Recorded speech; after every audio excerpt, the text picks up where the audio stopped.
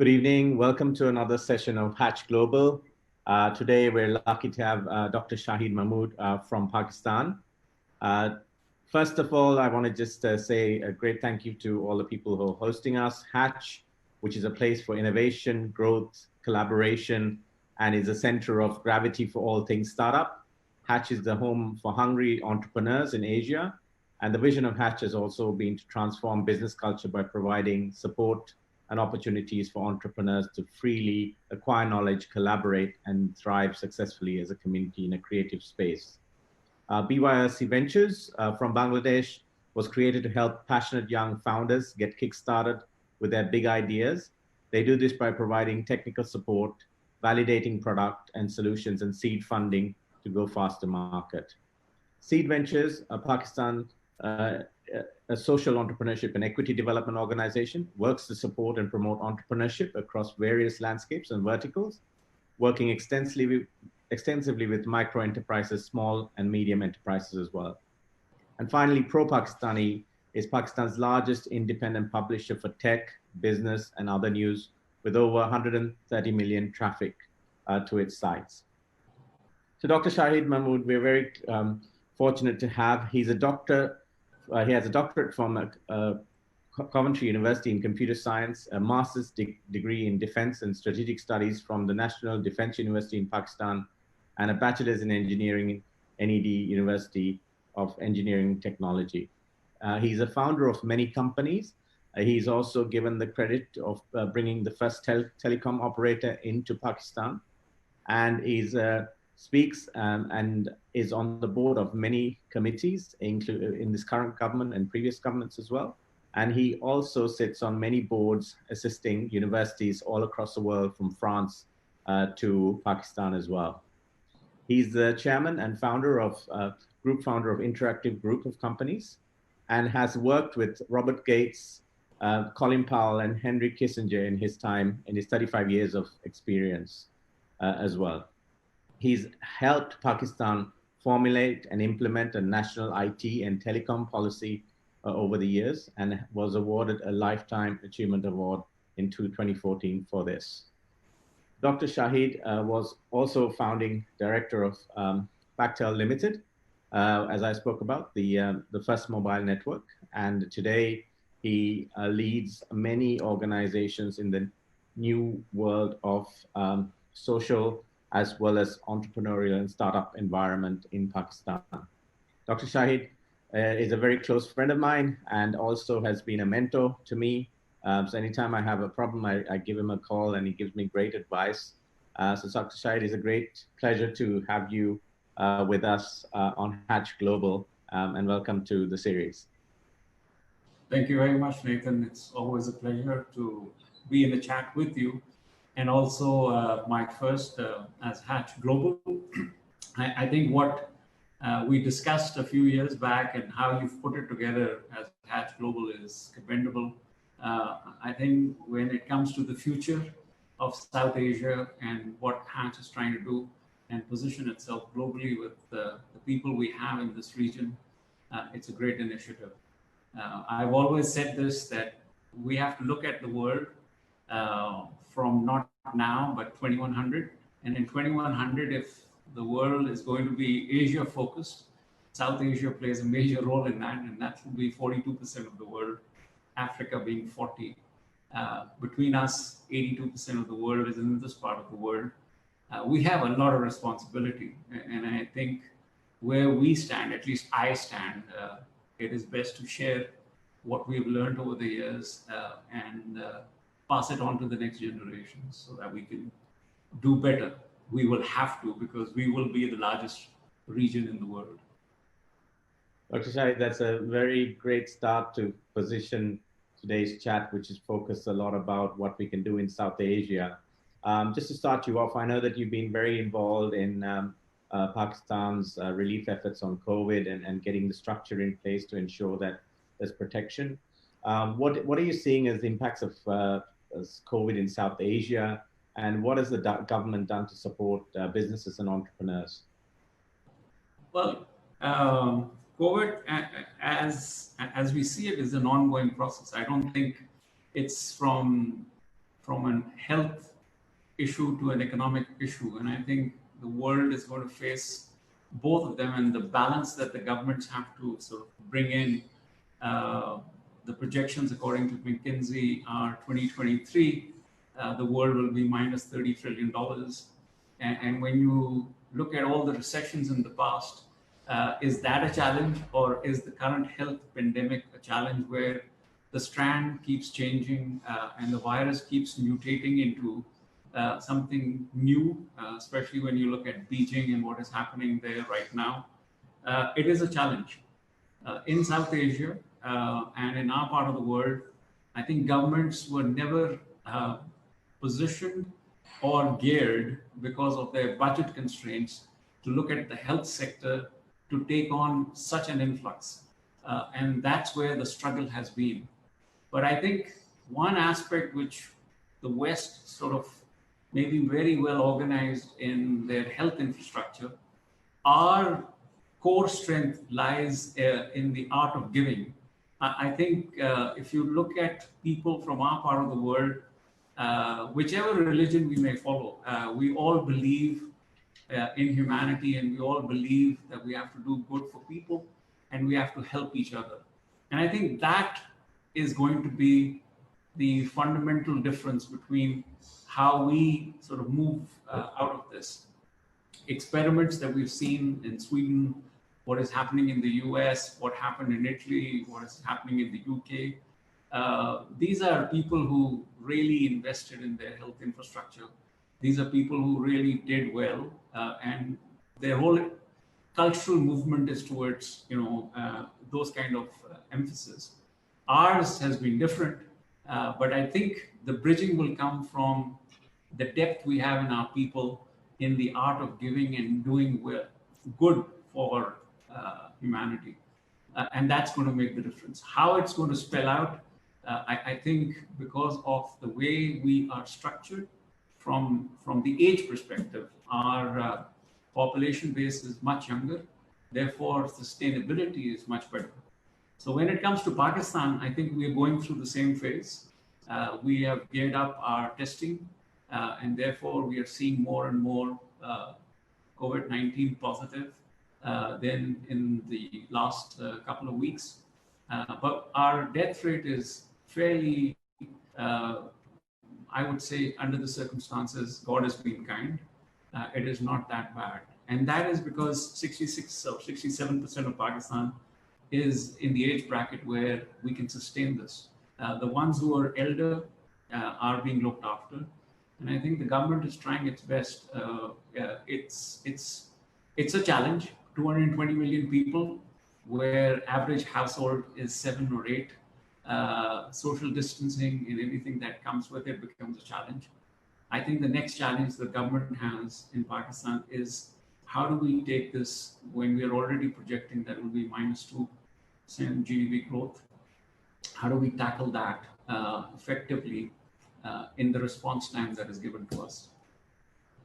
Dr. Shahid, well, one interesting piece there was, you talked about what's really missing in Asia compared to what's in the Western world in terms of development of health services.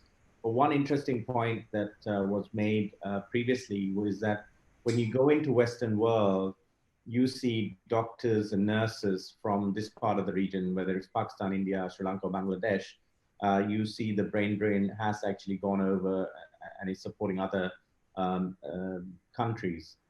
So if we have the people in place, what's stopping governments having the health system in place? I think it's a very politically driven question. So when I say it, I mean it with good intentions. Had the pay scale and structure and the respect for our doctors that we've lost. Pakistan has a lot of doctors in the US and in the West, especially in the UK. If they were given that kind of background from a financial standpoint as well as respect standpoint, they may have continued. But they, in reverse, if you take Pakistan, we have 8 million plus expatriates, and they send back $26 billion annually. So they still love the country. So it's still coming back. Had they been here or are they there? I think the contribution is very visible. If you take people from Sri Lanka, you take people from India, Bangladesh, Nepal, any of our South Asian region countries, Myanmar, they're all contributing back to their economies by remittances because their families are back home. So those who've done well, I think this digital age now teaches us to further enhance that skill set and further contribute towards development of it. And then obviously if the correct policy making is in place, retaining them. That will continue to be a challenge. And eventually I've seen a lot of my friends who we went to school together and then they went abroad have come back. They come back to Pakistan because they finally want to settle here. One Eisenhower Fellow, renowned in Pakistan, he's a household name, Dr. Bari, runs the Indus Hospital Network. It is 14 hospitals right now, maybe more than 14 now, but I've had the pleasure of being with him since we were kids. He raises $130 million every year from donations to give free of charge medical facilities to the poor. And people give him money just because they believe in him and trust him. I don't think governments can achieve that kind of merit. He's transparent, he has digital infrastructure, paperless hospitals, and if Dr. Bari says this is to be done, it gets done. So that's the force that we have. And those are the kind of people who are actually nurturing this profession in a very good way in Pakistan. I have come across some very good doctors practicing and coming to an age where they say, we've earned enough money, now we want to give back to society, to humanity. And they're working with him free of charge, and the best of the best are with him. So that's another area. I mean, I know what you did for cancer in Sri Lanka. People contribute and they come back. So we have to believe in that. And I think I'm a very strong believer in the cultural bondage that we have amongst ourselves, the family unit that the South Asians have managed to keep and therefore connected back to their own societies. That is our real merit. That's a great answer. So if you're joining in, please just put your name and where you're from, either in the chat box or in the Facebook page. We're talking to Dr. Shahid Mahmud today from Pakistan.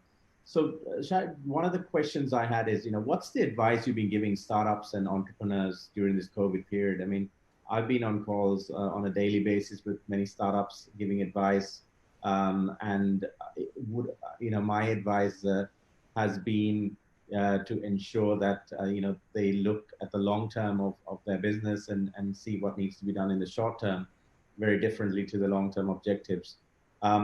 What advice have you been giving your companies, your entrepreneurs during this period?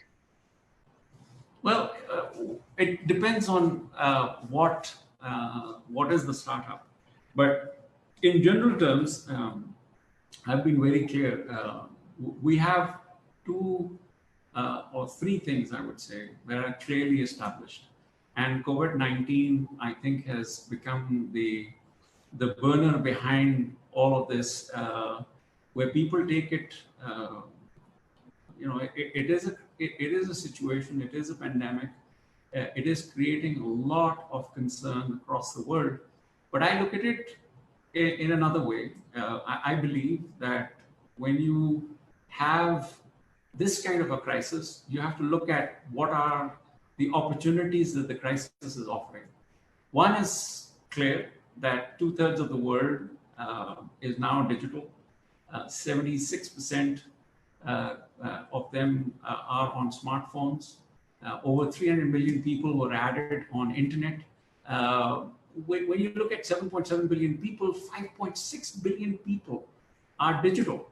So that's one is established, that the future lies in digital platforms, and that's what we have to do. The second area, which is very, very clear and established, is that the world is moving towards urbanization. Now, why are they moving towards urbanization is something that we have to look at, and especially with social distancing and all the, all the things that come up with it. We have to look at it in a different way. The urbanization is primarily based on what factors? The humans are gravitated towards economic interest, and urban centers are giving them that opportunity of gravitating towards that.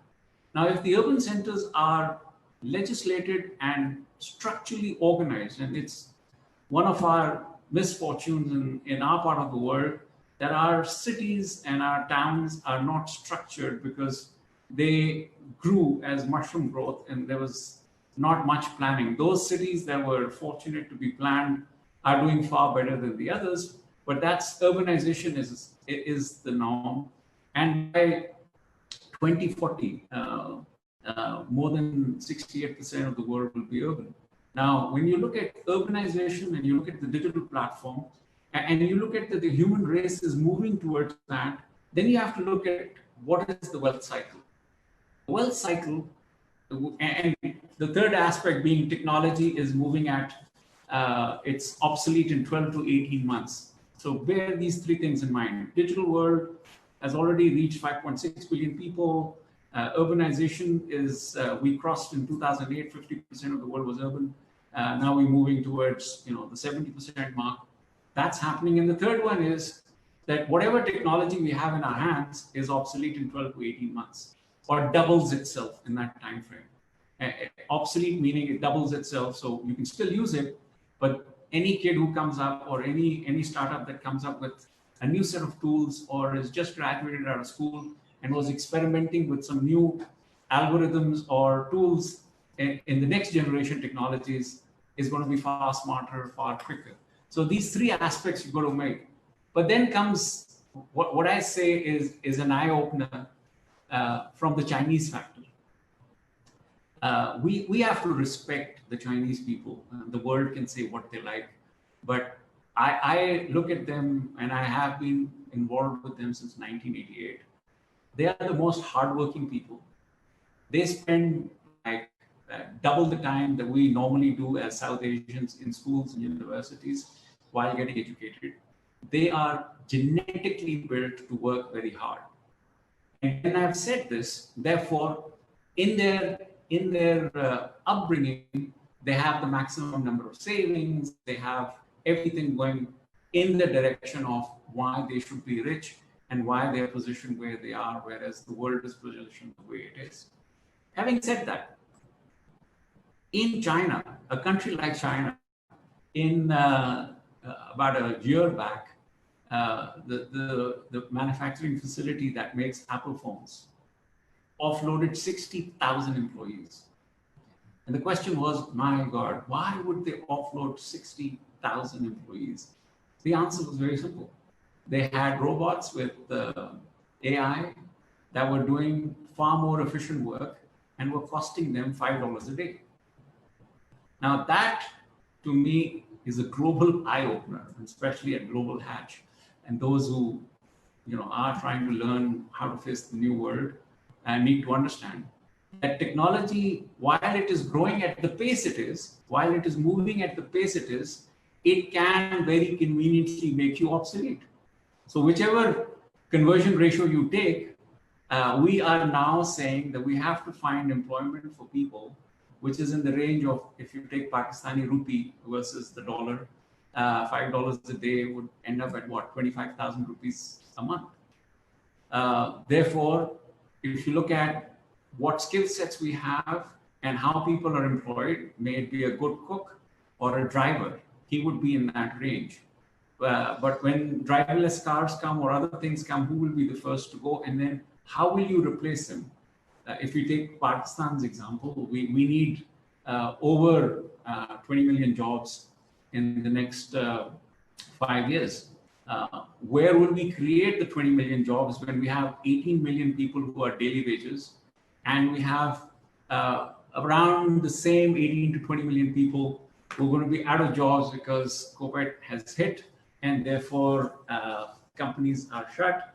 Everybody is on a digital platform. So this is where your challenges are. So when you talk about a startup, we have to balance these three, and then we have to look at what is the wealth cycle. The wealth cycle is fairly simple in my mind. It will be, things will have to be local. You will have to keep looking at how things are happening. Local meaning in the covert environment, because borders are shut and things don't move. And within the wealth cycle, you have to move from the villages to the towns to the primary cities, and then focus on the gateway cities. Gateway cities mean where you can export. Do they have ports, or do they have airports, and do they have mechanism to ship? Especially under the prevailing conditions, if whatever your startup is, if it is looking at an international market, then you got to look at how will it move and what will it move logistically, because of the gateway cities being the way they are currently. And this is going to continue till 2023. So I'm very clear on that, that this is not going to go away tomorrow. We will keep facing it. So what is our challenge? Our challenge is then to look at localization so that at least you have sustainability, and then look at how you move that sustainability to the prime or the intermediary cities, so that your cost of whatever you're doing is substantially lower than the benchmarks that I've tried to explain why they're there, where they are. Because very soon, people are going to say, why don't we replace them with robots? And why don't we do that? I was asked a very interesting question by a kid, and I was so impressed. They asked me to speak at the school, which was a voluntary school. And why I'm sharing this is because I think this gives my vision of what the entrepreneurs should be looking at. So they asked me at that school, and these were kids from a welfare school. I was like, okay, what am I supposed to talk to them about? Oh, because Dr. Shahid, you have done your PhD in neural networks and you are AI guy and robots, and please speak to them. I said, like, one, Urdu is a challenge. Two, how do you speak to this level of kids? But I did my best, and 30, 40 minutes down the lecture, I said, okay, kids, now we've done what we've done. I've spoken to you. Tell me, how will you apply robots and AI? And this one kid raised his hand and said, well, we'll replace the workers at the factories and things like that. And then I said, well, what is going to happen about the jobs? And then he turns around, another kid puts up his hand and he says, no. We will use the robots and the AI where human lives are in danger. And I was like, I fell in love with the school and the kid. And I said, he's got it. So all the startups and the entrepreneurs have to look at our borderlines. When I say our borders are not changing, Pakistan's border will not change.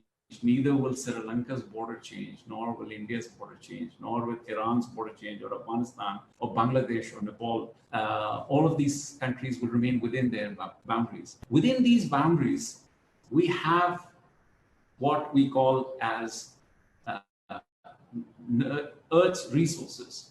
These resources have to be managed and cultivated and replenished by these next generation technologies. And any nation and any startup that can start achieving that is going to beat COVID. Not only COVID, it's going to beat a lot of other things. And that's where the focus has to come. The technology today allows you to do much more. And whatever we've seen today, it is surveillance in a different way. Whatever is going to come is going to be surveillance. Whatever they may say, Bill Gates has done that, or Bill Gates has done this. I think people have realized that what you look at, and you can look at Facebook, you can look at Instagram, you can look at any of the social media platforms, even Google. What are they trying to achieve? They're trying to get, what are your interests? People who are going to be moving at 5.6 million people on digital platforms, who know exactly what your likes and dislikes are. What do you think they want to do next? They want to capture that and then build around that a mechanism that can deliver and capture that market share. That's your challenge for your startups. Dr. Shahid, that's a great answer, and just it's perfectly aligning. I mean, when you draw a circle around South Asia, and you see the opportunities of over 3.4 billion people out of the 8 billion people around the world live close to us within a 3-hour radius. And secondly, when you look at South Asia itself, it's about 1.8 billion in population in this region. So when you look at those two numbers, and you talked about regionalization, localization, which I think makes a lot of sense, and people have suddenly woken up and said, yeah, I don't mind paying a little bit more because I'm convinced that the local supply chain is going to be much better for me. This is an amazing opportunity for startups. What base infrastructure and planning is required for startups to flourish in this new environment? Well, traditionally, you've heard a lot of people come and say things, and I'm another believer that I think in our part of the world, we are missing a very key component. And that key component is we're not realizing and respecting the languages and the cultural affinity with the language, and understanding the people who are going to be on these digital platforms. What is that? If you look at, the languages on the net and the internet traffic, Mandarin is number one, but number two is Hindi and Urdu. And people still think it's English, whereas English is number 4. So when you look at the understanding of a language and the culture, this is a missing component from our syllabi in our schools and universities and colleges, and whoever is trying to become an entrepreneur should always encourage one of the co-partners, depending on which market they're looking at. If I give you the example of only Pakistan, we speak 79 languages. People just don't get it. What is spoken in Baltistan or what is spoken in Gilgit is not spoken in Sindh. And even when you come to Sindh, as you move north of Sindh, it turns into Saraiki, which is a combination of Sindhi and Punjabi. And as you keep moving in Punjab, the dialects are different. So when you interact with a person, and especially if it's on a digital platform, it's how they speak the language is how you connect to a client or how you connect to a customer. And these are missing things. I mean, Spanish, people just don't get it, but that's the 3rd most spoken language on the net. Even languages like Bengali, Bengali is number 7, Arabic is number 5. Okay, so the emphasis on how and what language is spoken. I was even surprised that the number 10 language on the net was Punjabi. I mean, you have South Asian languages killing. If you put these together, we all understand these because we've grown up with these people. We sort of understand each other culturally in many ways. So this is something that startups need to focus on, that they need to involve people who understand what is it that is palatable to what culture they are focusing on, or which language are they focusing on, and who is their end customer base. It cannot be a broad spectrum kind of a thing. So that's one area which I feel startups need to look at. The other one is what I was referring to earlier, is they need to understand what is the accessibility to the markets that they're trying to address, especially in the current COVID 2 years, because the market share is not going to be, oh, I can look at the global market, very nice. As far as the digital platform is concerned, it can do. But if the digital platform is managing end-to-end product or managing something that has to move, then that movement is fairly restricted. And we will have to keep looking at who are those agile governments that can move the regulatory framework in a manner that the goods can move in the manner they move. Like if Dubai in the next 3 weeks doesn't open up, and they will pay as much money as they want to make sure that you are tested on the airport so that they get their economy back up, is a completely different framework than a country like Sweden or Finland or even Pakistan or Sri Lanka. We will have to look at what these new mechanisms will be from a regulatory standpoint. And if which is our local, wherever the startup is, if our governments are not agile enough to incorporate those regulatory changes, may they be on the financial sides or may they be on goods movement side, or they may be on what concessions we're getting and how they're getting those concessions, what restrictions are we putting in. It'll happen. One great thing that is happening is the impact COVID is having on the environment, and therefore economy moving with the environment and equity, because these are the three E's that I think are going to play a future role, and we need to keep our eyes on them. And that's what sort of pushes me towards how we need to be fairly aware of what skills we need, and how do we use digital platforms for those skills. Dr. Shahid, I mean, you talked about creating the environment to be localized as well. So what advice would you have for Sri Lankan companies or Pakistani companies that are planning to enter the Pakistan market? What advice would you have in sort of helping them scale in Pakistan? Well, scale is fairly simple. I mean, we have 220 million people. We have a fairly good middle class. People say, look at our numbers as our GDP, which I say is GDP based on 2% people paying taxes. So don't look at that as the real number in this country. People have the buying power and they have the strength. It's just the way governments have been managed in the past. I think people refrain from paying taxes. Taxes are those people who pay taxes are always saying, what do I get in return for my tax? And if they don't get that balance equation right, they feel like, okay, fine, I better hire a good tax lawyer who can tell me how to, because eventually I'm the one who will have to do it. So I think all our countries are facing those challenges. But having said that, Pakistan, being the 5th largest nation in the world, has a fairly good middle class, has a very good youth, has a lot to offer, and we can learn a lot from Sri Lanka. I mean, if the Chinese are connected to us, and so is India, I think our recent opening up with India on bringing in Sikhs for their gurdwaras, you can sort of cap it as tourism, you can cap it as religious tourism, but there is a lot to see in this country. So we can learn a lot on the fronts of tourism. We can learn a lot on logistics management. We can learn a lot on how Sri Lankan companies have positioned themselves on gaining market share in South Asia much better than what Pakistanis have achieved. I think there's a very serious learning curve there. And if Pakistani want to invest in companies in Sri Lanka, I would encourage that, because I think your footprint is far better. May they be for political reasons, which is obvious, but you've done a good job. You have a neutral position with all the South Asian countries. We remain tied up. Hopefully that should resolve. It's not something that I'm very happy about.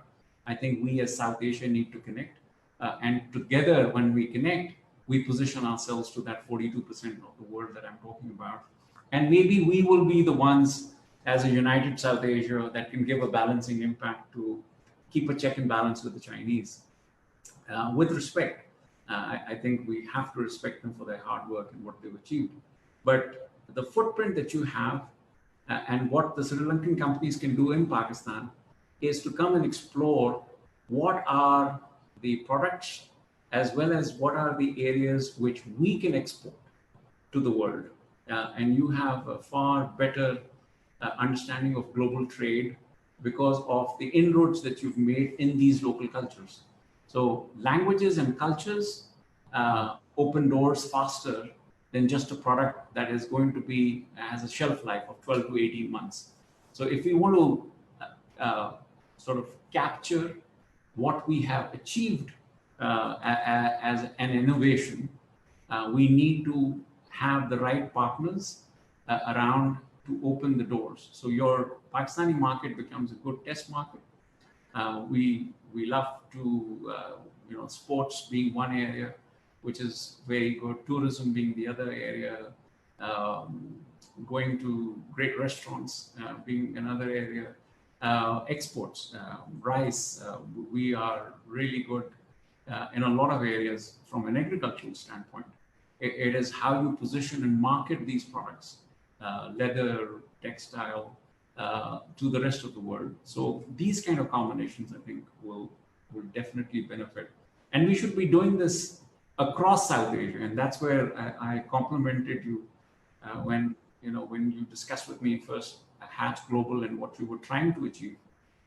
We have enough within our bigger boundaries as South Asians that we can position ourselves and then position it to Africa, Europe, and the North Americas in the days to come and the years to come.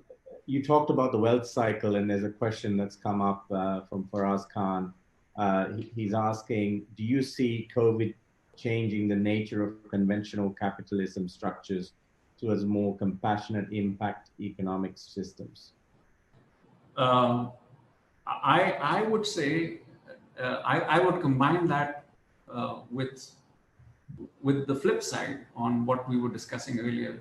The flip side being that the robots and AI are already positioning themselves at $5 a day kind of workers. There are enough AI tools and robots out there who can, from cooking to whatever tasking that you want to give them, are bringing that cost factor down. So creativity and cost of creativity is going to be a future challenge. So that in the wealth cycle has to be taken down to the village and the town level, because the urban centers are going to take that, are going to impact, because the urbanization is already taking place. Those nations that can afford to move this spectrum back and capitalize on that are going to be far more long-term, will have much more viability. I can answer it with a specific example on Pakistan. And for us, I think because he has a whole network of what he's trying to develop and the area that Seed is focused on, your challenge is how do we capitalize? And we were very fortunate, by the way. We were very fortunate that before COVID hit us, we developed the transport infrastructure from Gwadar to Punjab, which is the border with China. The road infrastructure in Pakistan has developed so well that I have not seen it in my lifetime. I mean, I do a lot of domestic traveling. And recently, when you move on our motorways, it's like you are in any Western world. In history, there was one main artery, which was called the Grand Trunk Road, which is the GT Road, which connected Karachi to the north. We saw an unplanned mushroom growth of suburbs from cities to towns to suburbs coming on both sides of the GT Road. If we take that as a lesson, and on the CPEC routes, which are three arteries, main arteries going up, we develop the right infrastructure, which is communities built in such a way that they are self-sustaining, and then produce and have that workforce with the right skill sets. I think we would have benefited because of COVID, which is, when I say COVID, is a very, very good driver for reset and reboot. If we reset and reboot ourselves with that dimension, that we need to take the cost of development down and the connectivity is already there, we can seriously encash on betting on winning horses, because it's the productivity cost that has to be borne in mind. We are still not at that pace where we can absorb and incorporate technology the way China or the West will, because their resources are, we have to find more jobs. So social entrepreneurial development becomes prime, because you're trying to address the 20 million or 40 million youth that you want to get employed, so that they don't have that kind of vacuum that they never achieved anything. And that's where the balance has to be driven. I mean, I had a great, introduction to Pakistan a couple of years ago, and I've been back so many times since then. And one of the the great things that I saw was the infrastructure there, but also what I saw was a great bunch of engineers available, very smart as well. And most of the South Asian countries have been chasing the apparel industry and more export-oriented, low paid jobs in the apparel industry. And there's also been a massive brain drain of individuals leaving Pakistan as well. So based on that, what are the skills that we should be looking for in the future? And how do you make sure that the great engineers that you are developing through the universities remain in Pakistan, even in South Asia? Well, Pakistan, I think, is fairly simple. I can address Pakistan with like I said, we were fortunate that before COVID-19, we had the CPEC $60 billion coming in. So we fixed our energy sector. And with the energy sector, we then, as a second step, have fixed our road connectivity and transport sector. So having done these two, we are now in the third phase where these special economic zones are coming out. So 9 are clearly identified. There are 37 in all. It is now how we position these and develop these so that we can capitalize on the energy that we have already developed because the infrastructure now has surplus energy. We then position that with products that can then be pushed across. And one of the greatest things that I think we can achieve is because we have a very low carbon footprint, we can encourage international companies to come and invest in our exclusive economic zones so that they can, because from 2021, they will be having to address the carbon points. So how do you offset carbon points in the West, and how do you offset those internationally? So we will be fortunate. It's how we develop these exclusive economic zones, and around them the right infrastructure to keep the cost levels down, and therefore keeping an eye on the carbon footprint so that we can exchange the carbon footprint points on additional earnings from the likes of Qatar Airways or others who would want that. I mean, Qatar Airways and Emirates are the two of the greatest airlines in the world, but they generate a lot of carbon and they need those carbon points. So these are areas where startups need to look at. People are already working on them. It is how we organize ourselves that is going to take us in that. So the engineering universities and the technical vocational training institutions have to now look at, and the government has done a good job with the Chinese. They have looked at each of the exclusive economic zones with what is locally available as raw material. And then based on that, how do you put? So if we have marble minefields in Balochistan, the kind of factories that will go there. If we have cement and other stuff, where will that go? If we have textiles or agricultural products, where will that go? Chemicals and how they will be managed. So all of that has been structured in that way. So our engineering capacity and technical vocational training capacity will be addressing it in that fashion. Take this and extrapolate this to South Asia. I think the learning curve that we will go through, especially when I say about the carbon footprint and how technologically we will be moving with the set of machinery that is going to be coming here and how we develop our skill sets on that, and then how do we take it, what we as South Asians are masters at. And I take this with pride. I think there is no better, the correct Urdu Hindi word for it is jugaad engineering, but in the English word is frugal engineering. We are, I think, the best to come up with solutions to problems that the others have not looked at, because we all know that we have limited cash in our pockets and we all want the best of the best. So how do you bridge the two?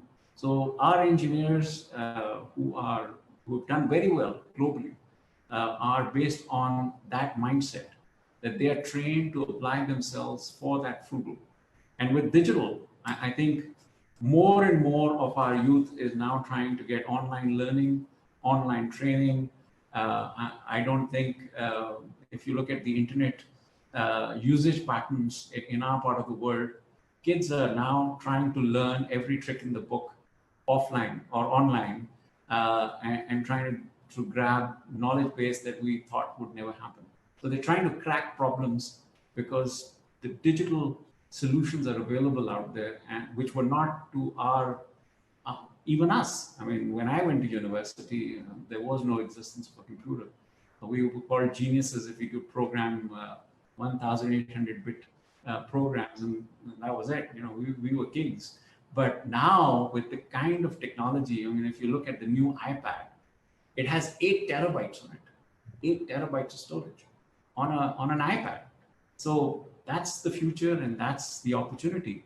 And then we look at 5G and we look at optical fiber, which I think our countries need to put more and more optical fiber in place.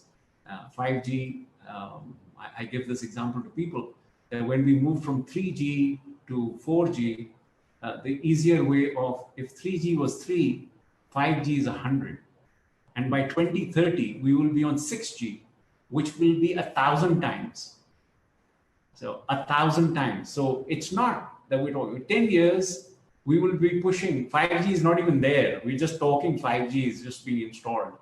If 5G is 100, imagine what 1,000 will do in 10 years. So that's how we have to start thinking. And that's a great segue into a question from Asfa.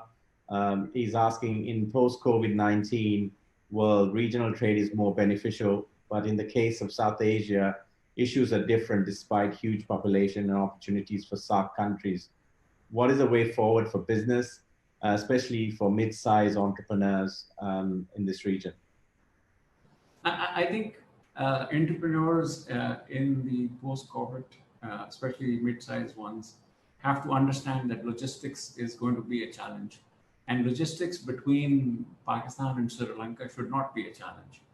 We are two very friendly countries. Between Pakistan and Bangladesh, Pakistan and India, yes, there are a lot of concerns, but Pakistan and Iran, Pakistan and Afghanistan, and through Afghanistan to the Central Asian states, this has to be very keenly looked at by our policymakers, because once you produce that, then the movement of goods of whatever you develop is going to give that breather. We already know from our cities like Sialkot that the people of Sialkot invested in making their own airport because they generate over 1.5 billion from that just one city, dollars of exports, and they are in surgical goods and leather goods and sports. We have such pockets in the fan industry. We have such pockets in other places. Even our pink salt, it has an amazing international market. 300 people, 300 companies I know of are exporting salt, pink salt from Pakistan. So there are opportunities there. It is how we put the regulatory framework and then our political collaboration or understanding with COVID-driven countries around us, where we can structure connectivity. We have a railway link with China, with Iran in Taftan. We have road links from Gwadar onwards to their port in Chanabad. We have, sea links we can take straight from our 1,003 ports, 4 ports now in Pakistan. This is where we have to look at. The Gulf is struggling. They will always need the kind of produce that we have from our agricultural standing, and they will also look at other products because we are the closest to them. We can move things to the UAE, which will open up the first, and Gwadar can take a lot more load for this part of the world. Even a country like India, hopefully one day, the misunderstandings or the differences we have, and we can settle vis-a-vis Kashmir, which I pray we do, sooner the better. We can then start trading because there is a lot we can do in that aspect also. And if humanity is to be saved, we have to go above our current political, religiously driven differences and say, in every religion, human is the same. In every aspect, if humanity is to be saved, then might as well do it with open arms and not try and be as difficult as we're trying to be with each other.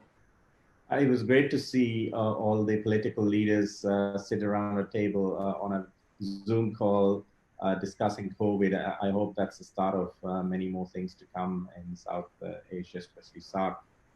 It is a region with great opportunities and also great talent that's not being completely utilized for the benefits of SAARC. One of the questions, I mean, moving into your favorite side on technology, everyone today, every second word is AI, and people who don't understand AI think they're using AI, even though they're just using data.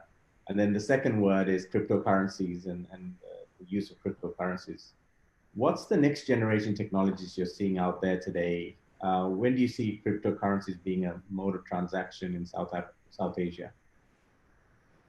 Well, it is, I think, one of the greatest challenges to all the policymakers and all the political governments that we have, because the technology today is moving in a manner that I can give you an example of Amazon. Amazon doesn't do anything from Pakistan, but Amazon has a lot of people working out of Pakistan on Amazon platforms, and the way they offer you where you want to register, how you want to do it, how do you want to do this, how do you want to do that, download from this website, you can have a false ID and a false everything. It's not technically false because you actually give an address of an uncle of yours out of UK, and there you have a business thing. And they're moving goods and parking their money in an account outside. So when this kind of stuff is happening, and when technology has reached a stage where crypto with quantum and the kind of stuff we're doing of quantum computing, the logic is already there. It's a question of what is convenience, and then how do you bring transparency within that convenience so there is integrity in what is done. It is already being done, so a lot of people are trading in that. There was this example that used to be given to me that if all the world armies were put together and their budgets were put together, it would be $1.5 trillion annually. But if you looked at the crime syndicates, it will be $3 trillion. So that race will always be there. Okay, so people will always find answers to. So the sooner we adopt, accept, and implement these new technologies in ways we are doing business to facilitate the end user who's contributing towards that business and generating the income that he stays and parks that income in a place which can benefit that place. So why would somebody want to, let's take all the startups. I can guarantee you that in South Asia, all the startups that are really good are all registered out of Singapore. Why? Why do people park their money in Singapore and then just bring in what is called your monthly expense report as a transfer and work like that? It's because the Singaporean financial mechanism is better than Dubai. So when you put your financial results on a table, if there is any investor and he looks at the Singaporean audited account, he will feel much better that this has met all the regulations of the world. Therefore, it is not under the table kind of money or any of the dirty monies. It is clean kosher money, and therefore he's willing to give it. If you put a registered company out of Cayman Islands or XYZ, everybody looks at it in a different way. So we know all of this, and the policymakers also know of this. Where do you think our politicians park their money? Do they park them in the State Bank of Sri Lanka or Pakistan's National Bank? No. They park it in whoever comes and says, oh, by the way, this account can only generate from your iris. And it's like this and it's like that. And, we do it. So it's exactly the same thing. Now technology is moved in. So we've got to open our eyes and look at it. We lost on it in history. And that's where all the money is parked now with other people who, I tell people that the dollar is not pegged to the gold. So how do you believe in the dollar? it's exactly the same thing. What will you peg? What with? And where is it parked? Is the future answer. And we need to do this when it comes to cryptocurrency. We need, as politicians, as policymakers, as the custodians of the future of our younger generations, we need to understand this and address it ASAP. Just by playing around with it and pushing it under the carpet, it's not going to go anywhere. I mean, when you look at a country like China and all of what they've done with WeChat and WePay, it's amazing that even a cart selling just food, they don't want cash anymore, but they want a digital currency transfer. And when you look at countries in South Asia, we're still very stuck with the way of, the central banks in these countries are very strict, and they don't want to change. So what advice have you been giving your central banks there, and what advice would you give South Asian central banks to change some of these regulations so that the fintech can really drive economy and drive growth, and also reduce some of the charges that are paid to people that are charging you 3% for transfers, etc., in our own markets? In my careers, I was fortunate to sit on the board of a bank, the second largest bank of Pakistan, Askari Bank, for 6 years. And so I saw the banking world in different ways, and how it's automated and what it's achieving and what it's doing now. So the advice that I've been giving people is, the sooner our policymakers and our central banks try and understand that digital transparency is the future. Now, when I say this, I say it with complete sincerity. When you talk of getting startups to do things, when you talk of people trying to come up with visionary ideas, and you talk of where is the world going to be with the next generation technologies, they are all fueling from data sets. And if there is a digital pushback in a society, that data is not captured and that data is not available so that we can work and further improve on it, we are actually limiting the future of our next generations. So a nation that realizes that digital transparency as a national goal has to come in, so that everyone is available to put down, document whatever he's doing in a way that you do not infringe in his privacy, but you infringe on the data set to learn more on how to make it more efficient. If Alibaba can generate $38 billion in one day, try and imagine what level of transitions take place and how that whole system of not only logistics but financials moves, and their singles day generates that kind of number and grows year on year on an average of 30-40%. How do they achieve it? They achieve it because they have quantum computing. They achieve it because they have the right algorithms and they're using the technology, and they move it in that fashion. They are doing invoicing within that 24 hours worth 38 billion US dollars in one day. So that's it. That's how we need to look at it. If they can do it, what is it that we have as a problem? If they can operate in 180 countries in 18 languages, and they bring in the Belt and Road Initiative. What is the Belt and Road Initiative? The Belt and Road Initiative is, okay, now we have down to the village, the dhaba, we have all of them on the digital platform. They know that they will be competitive. Therefore, a village will just produce casings for a mobile phone, but they will produce it in such a way that they can produce a $1 one and they can produce a $100 one, but they will be 90% of the world's market share. Once he's produced it, now he needs to move the financials and he needs to move the goods in a manner that he captures that market and keeps that market. So if we can't do the global footprint, we need to start understanding the local footprints. If we don't do it from our villages to our towns to our primary cities and our gateway cities, we can forget about it. We'll never be global. We'll never be competitive. We will be with the population bases that we have, and eventually we will be subservient to whoever the next ruler is, because that's how we're training ourselves. So yeah, these are things that I have great discussions on, and I think in Pakistan, I can put your mind at ease. A lot of sincerity is coming up on purpose of how to develop fintech further, and it is happening. I am visibly seeing the change. So I'm going to move from fintech to health tech. One of the questions from Ismail Saeed is there an opportunity in disruption and digital transformation in the health system of Pakistan? What digital technologies could really be applied? 100%. I think one of the future, uh, recently at one of the IWLS, we had Sayed Khani, we had other people who've done Ibn Sina as an app. The future is very simple.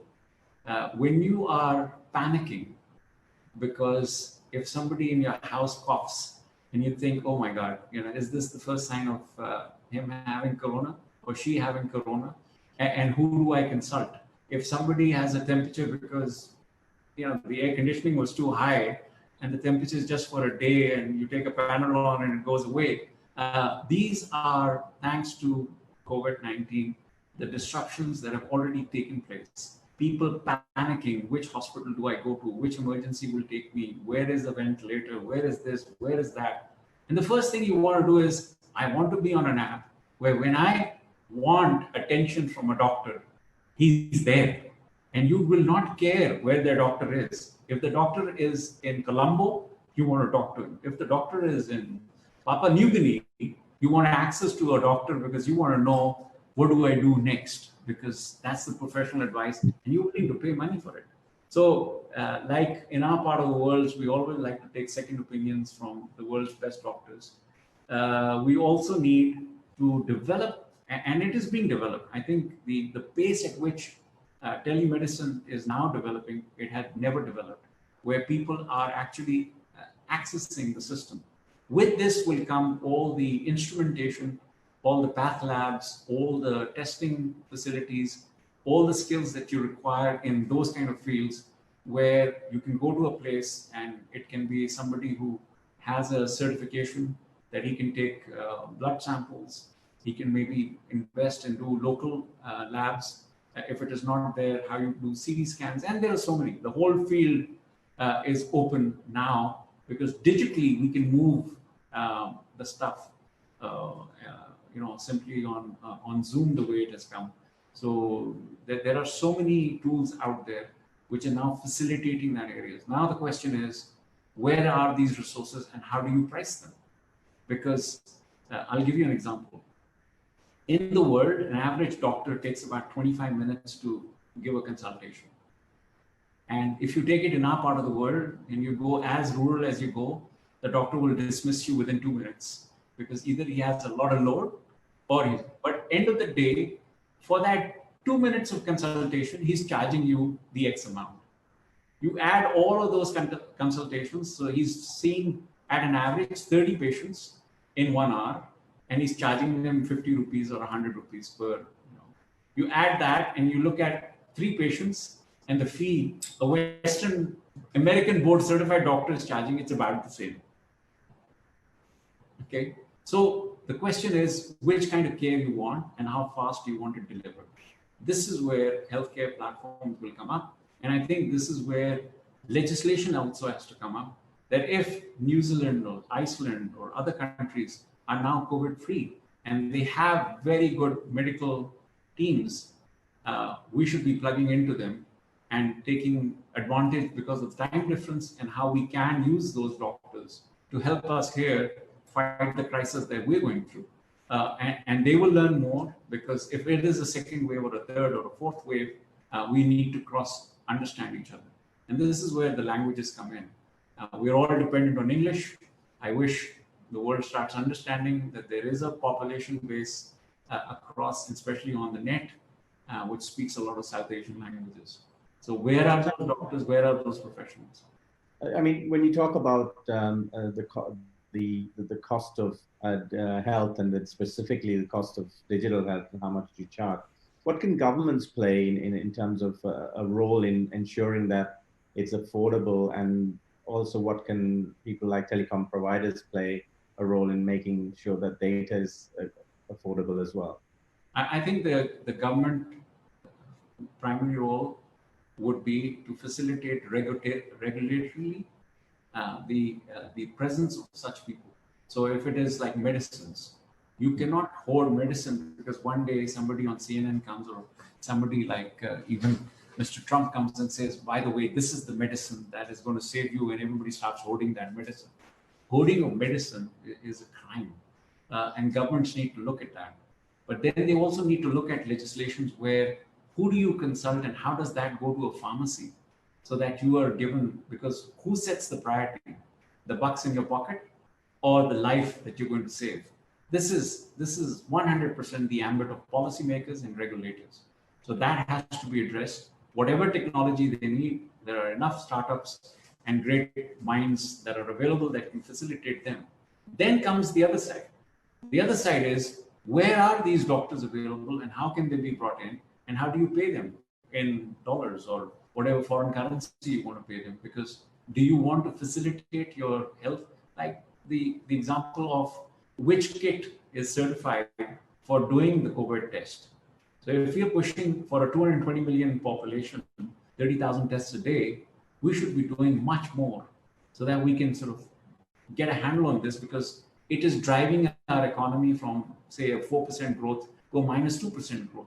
So if you take a 6% dip in your GDP growth, we just have to have the brains to understand what do we need to do as legislation to open up so that we can address and further supplement our existing medical facilities, so that patients, people sort of back off, and the strain sort of is lessened on the infrastructure that is already weak. And then we build on it, that in future, if there is another pandemic, if there is another crisis, where are these pockets of people who are willing to contribute, and how do we balance the equation? That's your future. And all startups looking at that are doing very well. A lot of people have come up in a lot of ways. So just to finish off, we spoke about the financial sector, we spoke about the health sector. Sadia Mahmood from Australia has asked, well, what do you see as a future for higher education, especially international student movement post-COVID-19? And I will add a question to that. How do you see digital education also playing a role? I think thanks to COVID-19, it has made everyone digitally friendly. What we used to ignore, I mean, I can give my example as one example. I was always a firm believer, old school, that it's best to meet face-to-face the person and get the business deal done. In education also, I think the pockets of available intellect is there, and a person can be, kids come up to me and ask, by the way, should I go to MIT, or I should go to Harvard, or should I go to Stanford, or do I do this, or do I do that, Ivy League schools? My question is, what is it that you want to do? And they say, well, I want to do, mostly it's these days the fad is AI, and I want to work in nanotechnologies, or I want to work in biotech and this and that. And I say, okay, fine. Then who are you trying to emulate that you want to be? Or where is it that you feel is that core strength of an intellect? And when I ask them, I also tell them that, look, I came into telecoms not because of anything else. I had pen pals in Sri Lanka. And that pen pal, when I was a kid in 10th grade, wrote to me and said, do you know that Arthur C. Clarke lives in Colombo? And I said, wow, he lives in Colombo, but isn't he a Britisher? And no, Arthur C. Clarke lives in Colombo. Why does he live in Colombo? Because he wanted to live in Colombo. And he's the guy who had predicted mobile phones. He's the guy who gave, a stationary orbit of satellites. I mean, read his stuff. He was a futurist. Okay, but he lived in Colombo. So as far as I'm concerned, find those people who have the brains, who understand where the future is, and tap into them. They can be sitting in a national university somewhere where you don't feel you want. But if you plug with them and you train with them and you learn with them, this is where digital technology, I think, is now opening up. So if I want to connect with somebody, may it be in MIT or may it be in another place. But I know that this person has the greatest publications, has the best citations. His work or her work is so focused on an area which I feel I can extrapolate locally. I'll give you one local example. I'm involved with our universities in Pakistan, where these guys are trying to work on, in the world, glaciers are diminishing. In our part of the world, the glaciers are building. So why is that happening, and what is that climate change that is affecting our glaciers to build and the others to disseminate is a real science. We need to understand, because water is a serious thing. Similarly, if you take 1,000 kilometers of our coastal area and the exclusive economic zone that Pakistan has, it is geographically over 250,000 square kilometers. We have an exclusive economic zone in the sea, and we know what Israel can do with its water. 60% of its water is desalinized water, and how it is selling that water to countries, its neighbors. We need to learn from that, because we will need that water. If we want to, 44% of Pakistan is Balochistan, which has only 7% of the population. If I can translate, and most of the coastal line is in Balochistan, if I can translate that water into productive, drinkable, potable, or even agricultural based water, I can do tricks that will do wonders from our import bills. And that's what we need. Cities like Karachi, I mean, why do it's just a tanker business of taking water in the city of Karachi and supplying people water. The tankers are doing $1 billion business annually. Now, if it's $1 billion, why don't I have the right desalination plants to bring water, and people are willing to pay for it? They don't have to wait for it. And then how do you manage water better, and so on and so forth. We can keep going on those lines. So as far as future of study is concerned, I think one of the biggest kickstarts that COVID has given is that people are more comfortable now digitally. We have a new generation of kids coming up who are getting attuned to online classes, who are becoming technology and human friendly, and it is by default being inculcated in them, and they are adopting and accepting and sort of becoming comfortable. And the more they become comfortable, the more we look at technology, the more tools we are coming in with on how do we teach them so that they feel more connected. So human attention span being less than a goldfish, less than 8 seconds, we are now producing curriculum in a manner that we can keep the attention span of the kids. Now imagine the same kid getting up to the university level and how they will need to be treated and trained. And that's your future. And I think we are on that track. The human mind is phenomenal. We're still trying to learn in AI. Whatever they say is still the human behind it. So yeah, we have a great future for higher education. Dr. Shahid, thank you very much. It's a great way of ending a very insightful global, local view that you have. And thank you very much for sharing your thoughts. I think we need more people like you in South Asia connecting the dots on the opportunity. And I truly hope that this region can work together to bring about change and be strong together rather than individual countries. So thank you very much for sharing your thoughts and as usual, being very thought-provoking as well with your comments. So thank you again, Dr. Shahid. No, thank you very much. And I must compliment you and all your partners to put something like this together. I think you guys are contributing in a very big way to the South Asians as well as globally. And my compliments to all your partner organizations and yourselves. Keep doing this. I think we owe it to our next generations that we understand what's happening. We just have to be patient, but things can be put together. We have a bright future. Thank you. And then just on that note, thanks to Hatch in Sri Lanka and Hatch in Pakistan. Dr. Shahid is part of Hatch in Pakistan. So it's the first time we've had him on the show. BYLC Ventures from Bangladesh, Seed Ventures, and Pro Pakistani, thank you for airing this live today. And Dr. Shahid, have a great month, and we look forward to seeing you physically very soon in Sri Lanka or in Pakistan. Inshallah, as we say. Thank Take you. care. Thank you very much. Thank you. Bye-bye.